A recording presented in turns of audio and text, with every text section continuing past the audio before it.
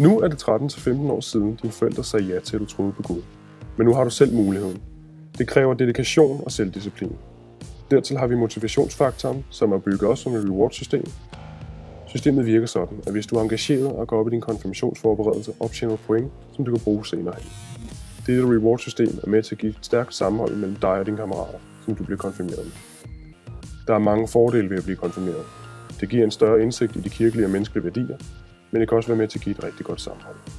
Konfirmationen bliver også fejret som en stor fest, som kun er for dig.